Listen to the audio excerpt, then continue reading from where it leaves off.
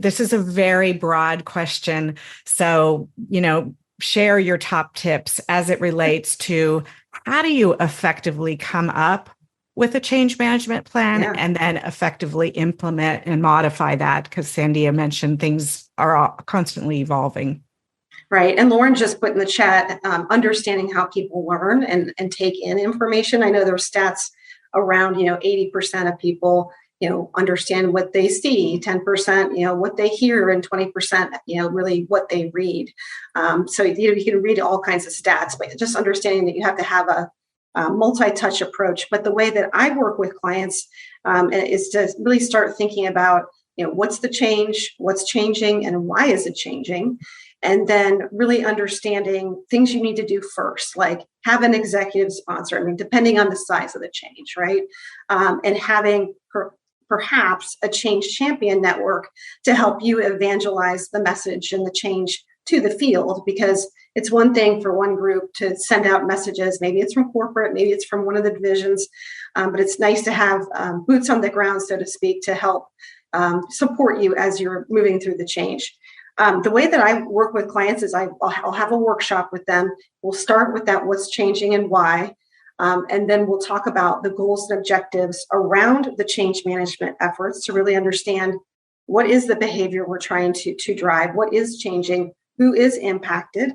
And then we'll talk about those stakeholders and really kind of understanding who all needs to know what and why, and thinking about maybe those non-obvious audiences. So for me, when I'm working with HR executives, one of the audience could be, people on a leave of absence. What if you have a big change, right? That impacts everybody and you've got 30% of your people out on a leave, right? And thinking about folks like, are there spouses or domestic partners that you need to get information to? Do you have a union population? So we really try to understand, all of the audiences, and then how does the change specifically impact them? And then we talk about challenges and opportunities. So thinking about, are there things that could be barriers to rolling this out? For the number one thing I hear from my clients is, hey, half my organization either doesn't have access to email, they're not issued a company email, or they're on the floor in the field, not behind a desk all day. How do we get to them? And then on the flip side, let's think about the opportunities of positioning this in a way that's going to be clear, concise, and explain what's in it for them. And then we talk a little bit more about timeline, how to measure success, and we go through all of the ways in which our clients engage with their different constituents so that we can put together a comprehensive plan for change management and communications that's going to be very easy to follow, and make sure that you're staying on top of all of the different ways that you can get information to the field, and of course, thinking about measurement. So one of the things I always talk to clients about is just make sure there's a feedback loop so that you can collect, information, feedback, the good, the bad, the ugly, and respond to it. And that's how kind of my top tips on how to develop and implement a plan. I'd love to talk a little bit more about the process that you go through in working with clients or leading your own change initiatives in coming up with the core messages associated with the change, because we know that something that's really critical for alignment and understanding and buy-in is that consistency of why we're doing this and how it's going to affect the organization, while at the same time, the need to successfully tailor that message to each specific audience. And as you pointed out, Maria, there can be many, many, many different audiences, both internally and externally. So a lot in that question. Let's start with share a little bit about the process of coming up with the core messages associated with a change. But I think it's important, the stakeholder analysis and understanding what's changing, when, and why is going to help you develop those core messages, because it can't be a one size fits all. I mean, the change is likely not going to affect everybody the same as it does. So really got to think through that. How I do it is to really brainstorm based on what I learned from the client, and then kind of start mapping out what's most important to communicate, and keeping things short, sweet, to the point, using plain language, considering things like, does anybody need to have things, translated? How are we going to communicate these? How are we going to deliver them?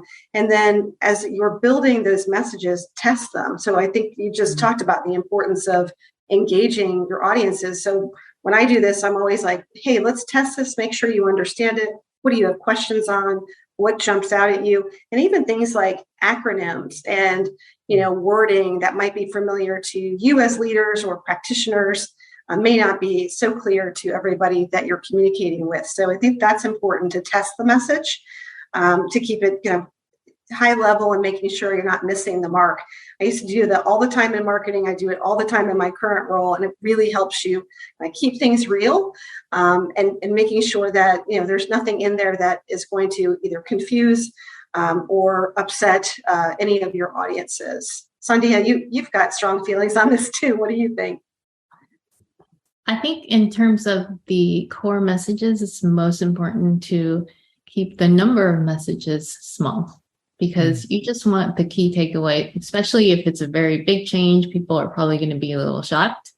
And so if there are too many words, and too much information, you still want to boil it down to these are the core messages. And then makes it easier to cascade that information and make sure that those messages remain consistent through that cascade. And that is another thing that I've found really beneficial, is having a good cascading communication framework. So whether that is through your org structure, where you have managers speak to their team members, and then their team members cascade information down. That's one way that works. But it's important to have that structure. I think to explicitly have that structure in place and know how you're going to get the information out to everyone.